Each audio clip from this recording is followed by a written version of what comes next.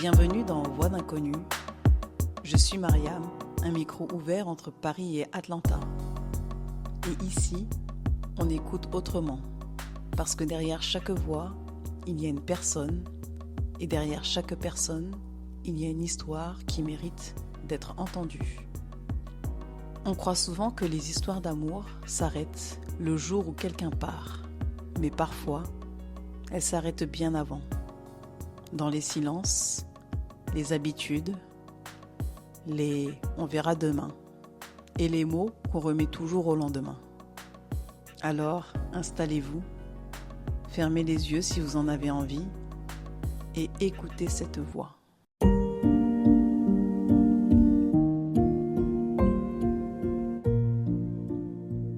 Pendant longtemps, j'ai cru que les grandes histoires d'amour se terminaient par une trahison.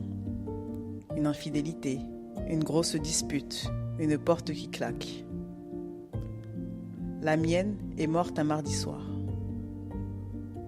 Dans le silence, je me souviens encore du bruit de la fermeture éclair de sa valise. Je me souviens qu'il pleuvait. Je me souviens de cette phrase. Je crois que ça fait longtemps que tu n'es plus vraiment avec moi. Je l'ai regardé et sans réfléchir, je lui ai répondu « Tu exagères ». Elle a baissé les yeux, elle a souri, un sourire fatigué. Puis elle m'a répondu « Tu vois, c'est exactement ça ». Quelques minutes après, la porte s'est refermée. Je pensais qu'elle reviendrait. Elle n'est jamais revenue. Pourtant, notre histoire avait commencé comme beaucoup d'autres aujourd'hui, sur une application de rencontre. Au départ, je n'y croyais pas vraiment. Je faisais défiler les profils sans grande conviction. Puis, il y a eu le sien. Son sourire n'était pas parfait, ses photos n'étaient pas les plus impressionnantes, mais il y avait cette phrase dans sa description. Je cherche quelqu'un avec qui rire jusqu'à devenir vieux. Je lui ai envoyé un message. Elle m'a répondu quelques heures plus tard. On a parlé toute la nuit, puis le lendemain, puis le surlendemain. Avant même de nous rencontrer, j'avais déjà l'impression de la connaître. Notre premier rendez-vous était simple. Un café. Elle est arrivée avec 5 minutes de retard. Elle tenait un café à emporter dans une main et elle s'est excusée 3 fois. Je lui ai dit que ce n'était pas grave. En réalité, j'espérais qu'elle soit en retard. Ça me laissait le temps de calmer les battements de mon cœur. Elle riait fort, elle chantait faux en voiture. Elle avait cette drôle habitude d'enlever ses chaussures dès qu'elle rentrait à la maison. Chaque dimanche matin, elle ouvrait toutes les fenêtres, même en plein hiver. Elle disait que l'air neuf faisait du bien aux maisons, comme aux gens. Moi, je râlais. Aujourd'hui encore, chaque dimanche, j'ouvre toutes les fenêtres, sans vraiment savoir pourquoi. Elle avait aussi cette phrase, toujours la même. Ça va aller, on trouvera toujours une solution. Je crois que je l'ai entendue des centaines de fois. Quand je perdais confiance, quand je stressais pour le travail, quand la vie devenait compliquée, elle disait toujours cette phrase. Et à chaque fois, j'y croyais. Au début, on se racontait tout. Nos journées, nos rêves, nos peurs. Les repas duraient 2 heures.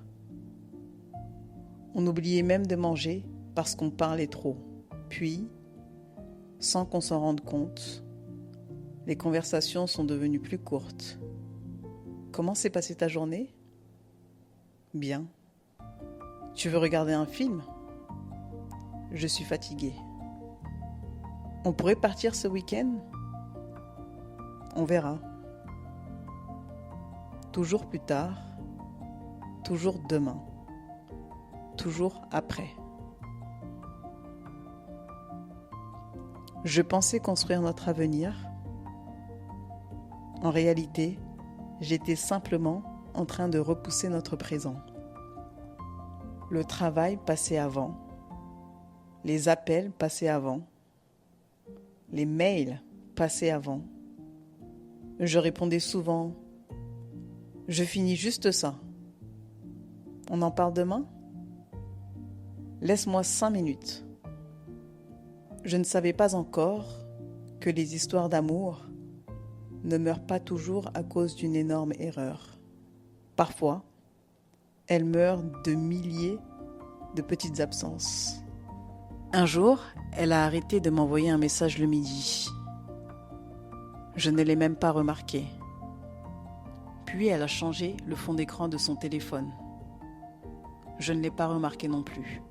Elle ne me demandait plus comment s'était passée ma journée. J'ai trouvé ça reposant. Aujourd'hui, je comprends que ce n'était pas du calme, c'était déjà du renoncement. Le plus douloureux, c'est qu'elle a essayé. Elle me proposait des week-ends, des promenades, des soirées. Elle me disait « J'aimerais qu'on passe un peu plus de temps ensemble. » Et moi, je répondais « Quand ce projet sera terminé ?» Le problème, c'est qu'il y avait toujours un autre projet. Toujours un nouveau dossier. Toujours une autre urgence. Je croyais avoir le temps. Elle, non. Puis est arrivé ce mardi. Elle n'a pas crié. Elle n'a pas cassé. Elle n'a même pas pleuré. Elle a simplement rempli une valise. Je crois que c'est ce qui m'a fait le plus peur. Quand quelqu'un ne se bat plus, c'est souvent que la bataille est terminée depuis longtemps. Les semaines qui ont suivi ont été étranges. Je continuais à acheter son dessert préféré au supermarché, par habitude. Je mettais encore 2 tasses sur la table le matin, par habitude. Je laissais une place vide sur le canapé, par habitude. Je gardais son côté du lit intact, par habitude. Puis un soir, j'ai ouvert mon téléphone. Son prénom apparaissait encore avec un petit cœur. Je suis restée plusieurs minutes devant l'écran. J'ai supprimé le cœur. Puis, quelques semaines plus tard, j'ai supprimé son prénom. Et je crois que c'est à ce moment-là que j'ai compris qu'elle ne reviendrait pas. Aujourd'hui, des années ont passé. Je vais bien, la vie continue, mais parfois, je croise un couple qui se tient la main dans un supermarché, ou quelqu'un qui ouvre toutes les fenêtres un dimanche matin, et je pense à elle, pas avec regret, avec reconnaissance, parce qu'elle m'a appris une chose que je n'oublierai jamais. On croit souvent que l'amour s'arrête quand 2 personnes cessent de s'aimer. Ce n'est pas toujours vrai. Parfois, il s'arrête quand l'un des deux pense qu'il aura toujours demain pour aimer l'autre un peu mieux. Et le plus triste, c'est que demain n'arrive pas toujours.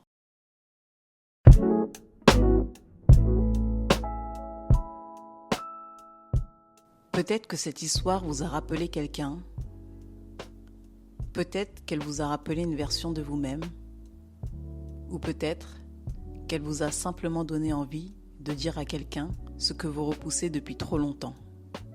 Les histoires d'amour ne se terminent pas toutes de la même manière, mais elles nous laissent presque toujours la même question.